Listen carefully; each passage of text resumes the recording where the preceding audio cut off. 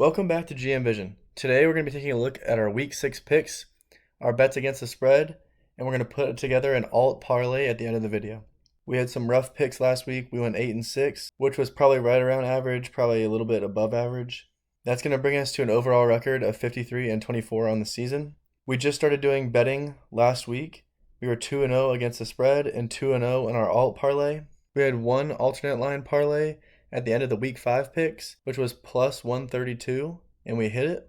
And then also later in the week, I will be dropping some bets down in the comments as the odds change throughout the week and the injury reports come out. That's when the player prop lines come out later in the week, so we will be adding some of those as well. I am in law school, and the only time I'm able to record these videos are on Tuesdays, so we have to make these picks before the injury reports come out. Let's get into the picks. If you haven't already, like this video and subscribe. It really helps the channel grow. Let's get into the first slate. Alright, starting off with Thursday Night Football. We have the Eagles traveling to New York to play the Giants. Both of these teams are coming off tough losses. The Eagles lost late against the Broncos, and the Giants got up early against the Saints, but had some costly turnovers and ended up losing that game. So when looking at this matchup, you've got a young New York Giants football team going up against a really good Eagles team. The New York Giants offense going up against this Eagles defense. The Giants have rookie Jackson Dart commanding the offense. He got a little banged up in last week's game. I think he's questionable as of now, but he should be ready to go. You have a lot of young players on this offense, including another rookie, Cam Scadaboo, at running back. And without Malik Neighbors, this offense is really relying on that run game to go along with Wan'Dale Robinson and Darius Slayton in the pass game. That doesn't strike fear into really any defense in the NFL. While I think Jackson Dart and Cam Scadaboo are very talented, they are rookies and they're going to have the rookie mistakes. You saw it last week when Scadaboo fumbled and the Saints returned it for a touchdown. You're going to see some growing pains from Jackson Dart as well. I think this Eagles defense is too good, and it's going to be a lot to overcome without their star receiver, Malik Neighbors. And then looking at the Eagles offense going up against this New York Giants defense, this defense has some playmakers on it with rookie Abdul Carter, Brian Burns, Dexter Lawrence. They've got the pieces to rush the passer, but they do struggle to hold up in the back end. I think this is a game where you'll really start to see A.J. Brown and Devonta Smith start to get going.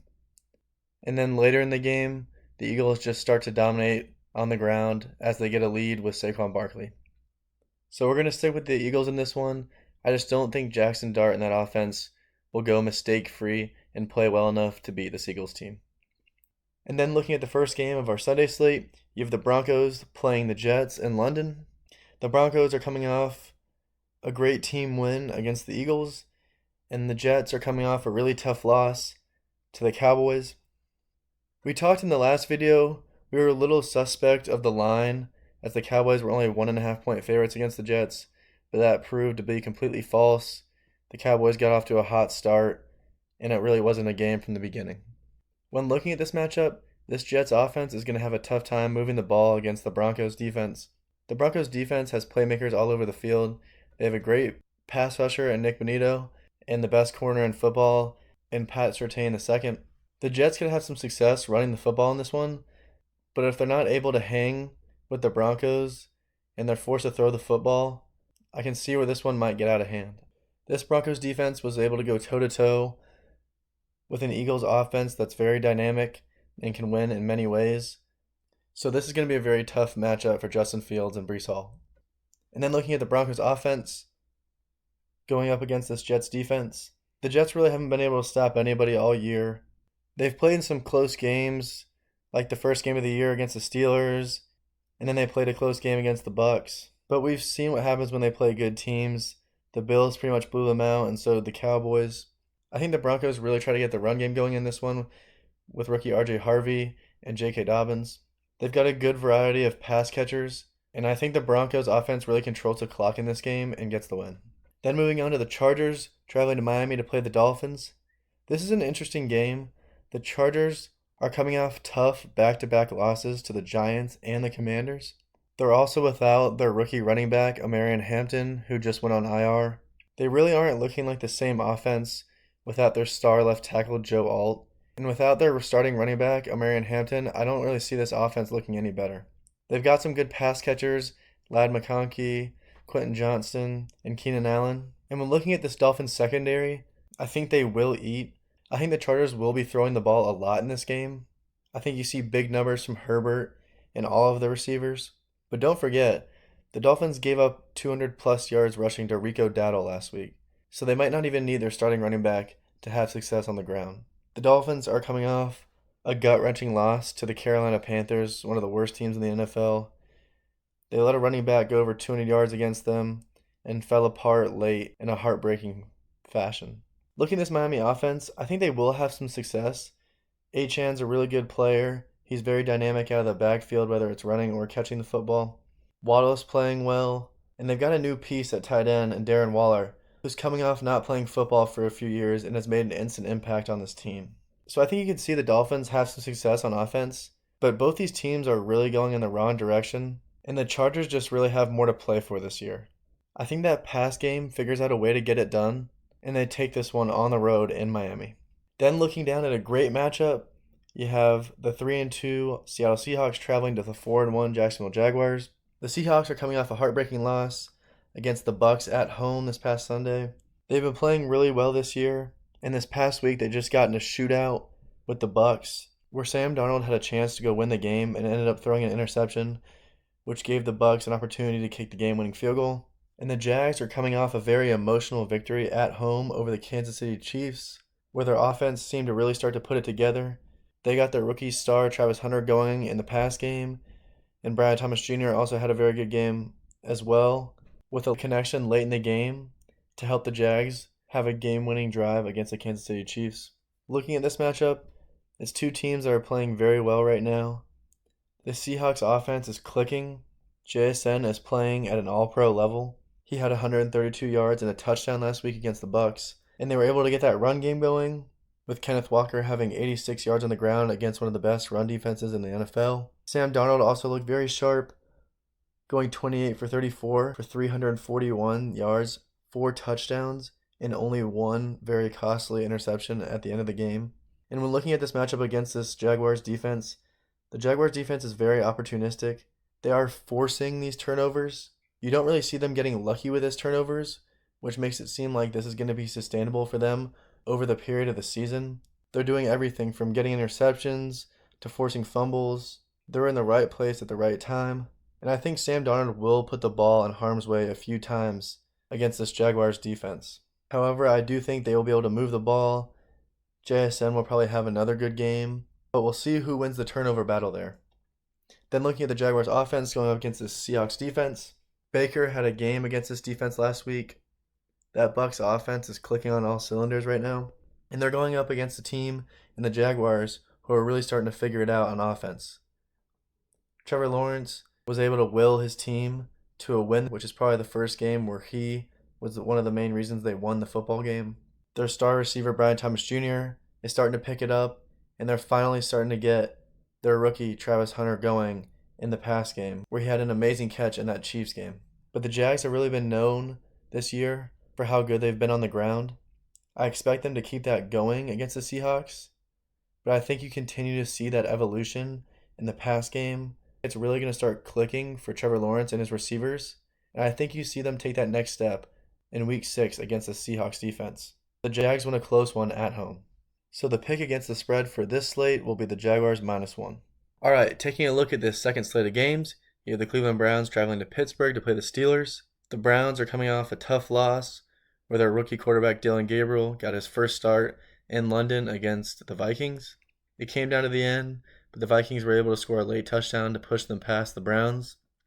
Then you have the Steelers coming off a bye, hopefully getting some of their players healthy. Funny enough, this Steelers team is coming off a win against the same team, the Vikings, in Week 4 in their game in Dublin. So in looking at these two teams, the Steelers defense has struggled throughout this year, but they really do have some veteran playmakers who I think will start to figure it out as this season goes. They're going up against the Cleveland Browns offense that has very effectively run the ball with their rookie running back Quinshon Judkins. He is really the lone bright spot in this Browns offense.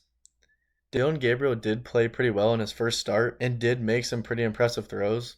While he was smart with the football, and when nothing was there, he did throw it away. You just hope that he gets a little bit more confident and ends up making something positive instead of just throwing the ball away. I think Dylan Gabriel realizes that if he doesn't turn the ball over on offense, their defense will keep them in every game. So looking at the Steelers offense going up against that defense, I think it's going to be a struggle for the Steelers offense to get it going. This is actually a really sneaky game, even though the Browns are 1-4 and the Steelers are coming off a bye, getting back healthy. The Browns have really limited every team on the ground so far this year and making it really tough through the air as well. It'll be really big to see if the Steelers get Jalen Warren back for this one. And another great matchup will be Denzel Ward going up against DK Metcalf. Although I just don't think Dylan Gabriel will be playing at a high enough level yet to push the Browns past the Steelers in this one. So we're going to take the Steelers at home. Then looking at the Rams, traveling to Baltimore to play the Ravens. The Rams are coming off a really tough loss versus the Niners, a game they had no business losing. But Mac Jones and the Niners came to play and ended up getting the best of them. Then you have the Ravens, who just got stomped by one of the worst offenses statistically in the NFL so far, in the Houston Texans. Of course, they were without Lamar Jackson, which is a huge deal. Really not able to get anything going on offense. Lamar Jackson is questionable to return in this one, and obviously that's a huge factor in this game, but I don't think that's going to be enough to make me switch my pick. When looking at this Ravens defense, they're ravaged with injuries, and the guys they have out there now are just not getting the job done. I mean, that was pretty evident against the Texans, who haven't had success all year. And while this Rams team has kind of been up and down throughout the year, some argue they should have lost the Colts game, which would make them 2-3. I think their offense is still playing really well. Puka Nacua is probably the best receiver in the NFL currently, and they have a solid running game in Kieran Williams, as long as he can hold on to the football. So when looking at this matchup, I think the Rams continue to take advantage of this injured Baltimore defense. I think they're able to do pretty much whatever they want throughout this game, making it really difficult on the Ravens offense, even if Lamar is playing, to keep up. The Ravens, however, are still a really good team, especially when number 8 is out there. So if he does play, I can see the Ravens hanging around a little bit, maybe being able to run the ball with Derrick Henry. If Lamar is able to be mobile, him running as well. I think this Ravens offense is still really good, but obviously Lamar Jackson is the centerpiece of it. So if he does play, I think they will have some success in this game. But if you're not able to stop anybody on defense, you have to be almost perfect on offense, which I don't think the Ravens will be able to do, and the Rams win this one. And then looking at the next game, which is going to be our second pick against the spread, the Patriots traveling to New Orleans to play the Saints. We have the Patriots minus 3.5 in this one. The Patriots are coming off a really great win against the Buffalo Bills in Primetime. I think the Patriots are really taking on the personality of their head coach, Mike Vrabel. They started to put it together on the offensive side of the ball, getting Stephon Diggs going. And that defense made some plays against Josh Allen and the Bills. Then you look at the Saints, who just got a good win over the Giants. They were down early, but were able to overcome it and win the game pretty easily. So when looking at the Saints offense, they played decently well last week. I just don't think they have those explosive playmakers to really take advantage of this Patriots defense that's feeling really good about themselves coming off a win against the Bills. They did a good job of limiting the Bills' run game, only allowing James Cook to have 49 yards rushing. This Saints offense really centers around Alvin Kamara, and if they're able to stop him, I don't see the Saints having much success through the air. And then looking at the Patriots offense going up against this Saints defense, the Patriots really have to focus on getting this ground game going. I mean, their leading rusher, Travion Henderson, only had 24 yards last week. Somehow that was good enough to beat the Bills, but that's not a recipe for success moving forward. Drake May did have a good game. This Saints team is still really bad. Patriots are playing for something right now. I think they do enough to cover and win this game. Then looking at the final game of this slate, we have the Cardinals going to Indianapolis to play the Colts. The Colts are playing some of the best football, if not the best football, in the NFL right now. It's really impressive what they've been able to do with Daniel Jones. I was not a believer at the beginning of the year, I do admit that, but they are really playing as a complete team in all 3 phases right now. Daniel Jones is able to move the ball effectively. They've got great pieces in Tyler Warren, Jonathan Taylor, Michael Pittman. They're all playing really well right now. And that defense is also playing pretty decent, good enough to help win them these games. And then looking at the Cardinals, they're coming off maybe one of the worst losses of the year, losing to a team who is winless and the Tennessee Titans. They had a touchdown, let go of the ball, went in the back of the end zone, touchback. Then Cam Moore and the Titans had one of the most improbable touchdowns where he threw an interception, then he got fumbled in the end zone, and then they fell on it and scored. While I don't think that'll happen again to the Cardinals, that's just a gut-wrenching loss that can really send a team spiraling. Kyler Murray has been playing pretty well. They're starting to get Marvin Harrison Jr. going, which I like to see. But the Cardinals are really struggling to find answers running the ball. And I think they'll struggle against this Indianapolis Colts defense. I think you can see Kyler Murray put the ball in harm's way a little bit in this one, and the Colts defense capitalizing. And then looking at the Colts offense going up against this Cardinals defense. The Cardinals defense has some playmakers on it, and they've kept them in games all year long. But the only wins they have are over two of the worst teams in the NFL, and the Panthers and the Saints. While the Colts have beaten some good teams in the Denver Broncos, and the only loss they have came against the Los Angeles Rams, who are a good team. I think this Colts offense continues to have success. They build upon all the success they've had last week against the Raiders. I think Jonathan Taylor continues to run the ball effectively. Daniel Jones has a sharp game where maybe the numbers aren't crazy, but he's really efficient, doesn't have a lot of incompletions, and the Colts take care of the football and win this game. Okay, so starting off this third slate of games, we have the Cowboys traveling to North Carolina to play the Panthers. This will be another one of our spreads that we take, the Cowboys -3. When looking at the Cowboys, they're coming off a great win against the Jets. The offense continued to click. They played well and got the win. And looking at the Panthers, they got down early against the Dolphins, allowing some explosive plays, but they were able to claw back and win the game late. When looking at this Carolina offense going against the defense of the Dallas Cowboys, there is some concern. Maybe a Rico Dowdle revenge game. He had over 200 yards rushing last week, which is insane. This Cowboys defense hasn't played great throughout the year, and that is a concern in this one. The Panthers' first-round receiver, T-Mac, has continued to get better every single week.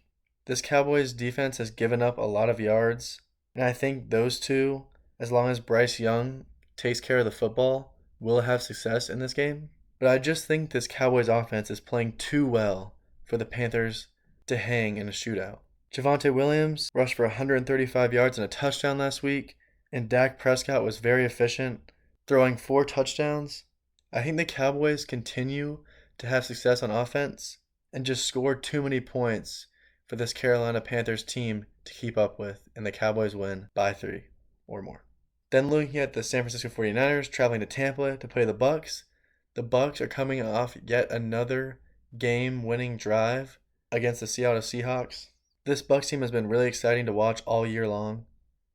They got some very exciting players on the offensive side of the ball, with a rookie receiver Emeka Egbuka, who has been balling out. Also, Baker Mayfield has been having a great season. They've got Chris Godwin back in the fold, and Rachaad White is having to step up without Bucky Irving.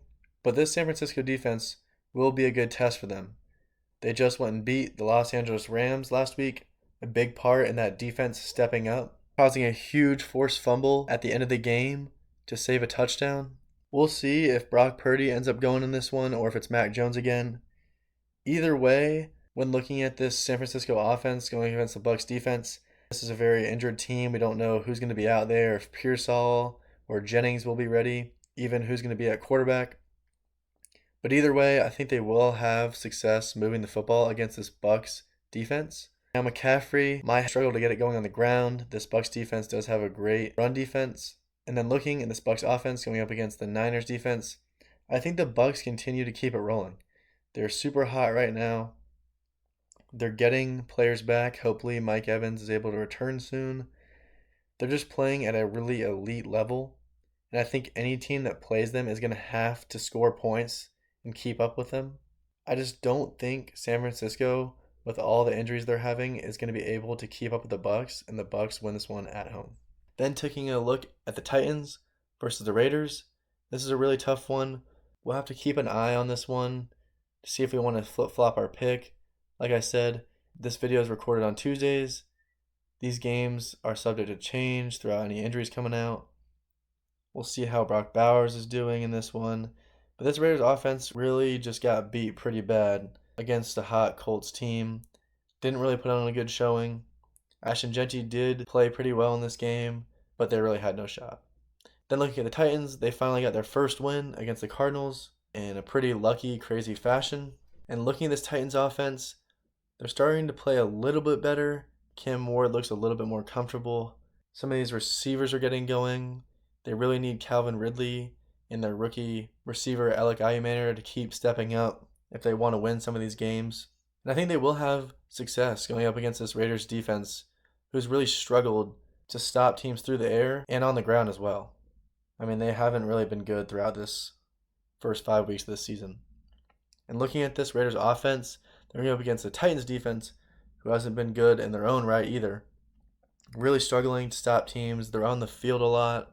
The Titans offense isn't really able to sustain drives, really putting their defense in a bad spot to be on the field for a long time. With the Raiders being the more experienced team, they have a star running back and an experienced quarterback. I think they'll have the advantage in this game and just play a little bit better on offense and get the win at home. Then looking at the Bengals traveling to Green Bay to play the Packers. This could end up being a very interesting game. Joe Flacco just got traded to the Bengals today. And if you remember, Joe Flacco just beat the Packers with the Browns a few weeks ago. So this one really could be interesting. The primary problem the Bengals have had on offense is really just not being able to get the ball to Jamar Chase and T. Higgins, whether that's downfield, whether that's just connecting with them on intermediate routes. They've really struggled to get it going on offense. They've been getting blown out in a lot of these games, and they're playing a really good Green Bay Packers team who's coming off a tie against the Cowboys. Now, I do think that this Green Bay offense will have success against this Bengals defense. The Bengals defense hasn't really been able to stop anybody all year. The Packers have one of the best offenses in the NFL. They're very dynamic. They have a good quarterback. Josh Jacobs is a great running back. And they have a plethora of receivers. The rookie Matthew Golden, they have Romeo Doubs, and they have a lot of guys that can score touchdowns that Jordan Love can go to. So I don't think the Bengals will really be able to stop this offense. And then looking at the Bengals offense, how they're going to combat that by trying to score points. Who knows if Flacco will play this game? I doubt he will. It's Tuesday. They have a game on Sunday. So even if he does, it'll be a limited playbook. This Packers defense is also played well. They did give up 40 to the Cowboys, but the Cowboys are playing well too. There's too much going on with the Bengals here. I don't think they'll be able to stop the Packers on offense. And with their offense struggling, I just don't see them being able to put up anywhere near enough points to hang with this team. And the Packers win this one at home. Okay, getting into this fourth slate of games, this is where it gets really interesting. You have the Lions going to Kansas City on Sunday night to play the Chiefs in Arrowhead. This is going to be a really good game. You have the Lions, who after having a tough week 1, have looked like the best team in football throughout the last 4 weeks. Going up against a Kansas City Chiefs team that's coming off a really heartbreaking loss in Jacksonville to the Jaguars. The Chiefs have been up and down throughout the season. The previous week they did beat the Ravens pretty good, but that was going up against a very injury-riddled Ravens defense, and Lamar got hurt during that game, so that was a little hard to judge. Chiefs offense did look pretty good against Jacksonville. They had a lot of quick game. Mahomes had forever in the pocket, really not getting any pressure in his face, and he was able to hit receivers downfield.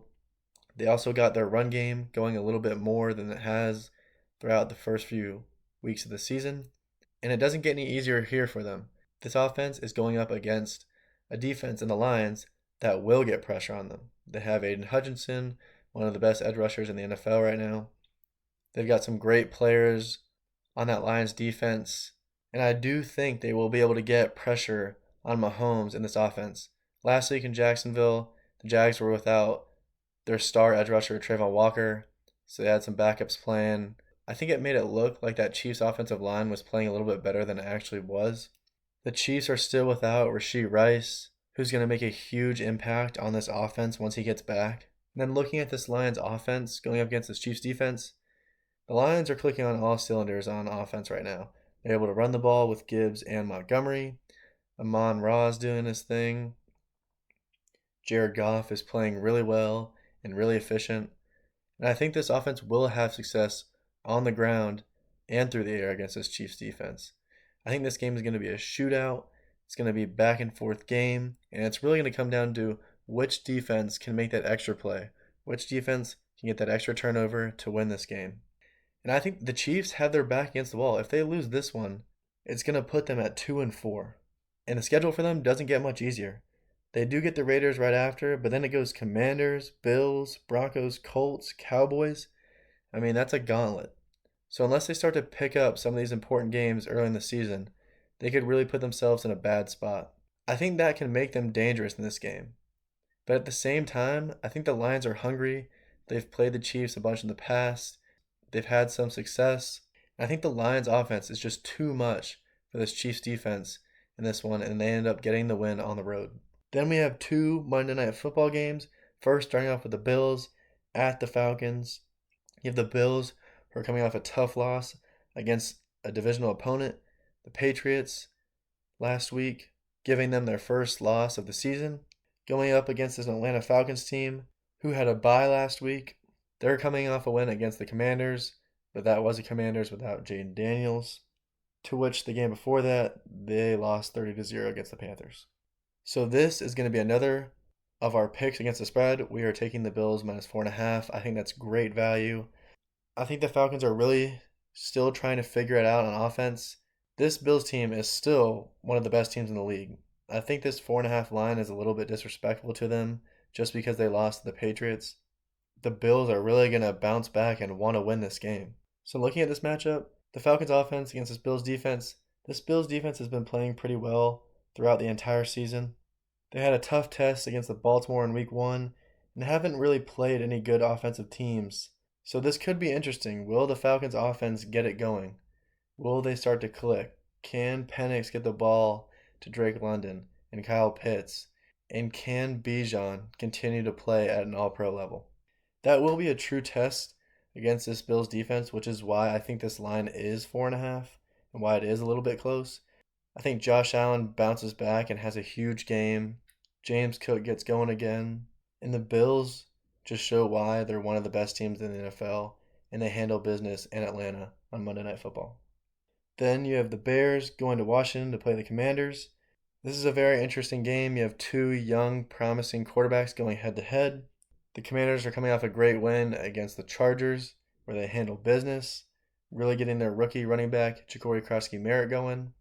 Then you have the Bears, who are coming off a bye week, where they barely squeaked out a win against the Raiders, where they blocked a field goal.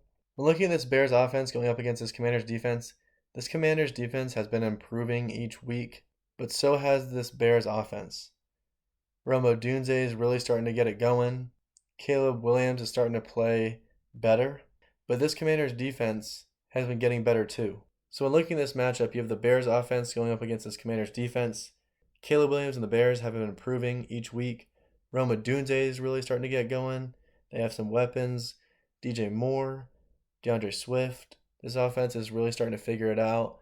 Ben Johnson's really starting to get his guys going. But this Commanders defense has been improving each week too. They played a really good game against the Chargers, only allowing 10 points. And I think the Bears offense will struggle a little bit in this one, maybe turn the ball over a little bit. But overall, I think they will have some success through the air, put up some points. But I just think Jaden Daniels and this Commanders offense going up against this Bears defense is going to have a lot of success. Jaden Daniels came back, even with that leg brace on, still played very well, still was very mobile, looking like his old self. They were able to keep that offense going even without Terry McLaurin. Deebo Samuel stepped up. Like I said, their rookie running back, Jacory Krosky-Merritt, stepped up. Looks like Terry McLaurin is still questionable in this one. So if he plays, I'll feel even more confident about the Commanders getting this one done. But I think if this game turns into a shootout, which it definitely has the possibility to be, I just trust this Commanders offense more against this Bears defense. I mean, the Bears defense is good. They do have some playmakers, but they are missing some of their best players, and they have been giving up a lot of points throughout this year. So I'm going to go with the Commanders this one in a shootout, and Jaden Daniels gets it done at home. Okay, now finally, looking down throughout the video, we've gone through our spreads. We have Jacksonville -1 at home versus Seattle. We have Dallas -3 away at the Panthers. We have Buffalo Bills -4.5 at Atlanta. And we have New England -3.5 at the Saints. Then looking at props, like I said in the beginning of this video, props really don't come out until like Thursday or Friday after I record this video. So for props, I will be dropping them in the comment section. I've been really good with props this year on my own, even though this will be the first time we include them in a video. So I will be dropping them down in the comments. So make sure you come back and check the comments later in the week after you've already watched the video. Then looking at our alternate line parlay, we're looking to go 3 for 3. I might also drop another alternate line parlay. That's what I did last week. I had one in the video, and then I dropped another one in the comments. We had the Lions -4.5 and the Colts -2.5, which they both killed it. We hit that bet. I think it was just over +100. So we got Indy -2.5 at home versus the Cardinals. Feel really good about that. We got Dallas +3 on the road in Carolina. Like we said, we already have the -3 on our spread, so feel good about that. Then we have Buffalo -1.5, basically saying they're going to win the game. Feel really good about that one as well. That's going to do it for our Week 6 picks and bets. If you haven't already, please like the video and subscribe. It really goes a long way in helping this channel. So that's going to do it for our Week 6 picks and bets. If you haven't already, please like the video and subscribe. It really helps the channel grow. Also, in the comment section, drop your picks for the week. Also tell me which picks you agree and disagree with. And like I said, come back later in the week and check the comment section for more bets we're going to have for Week 6. That's all I got for you guys, and I'll see you in the next one.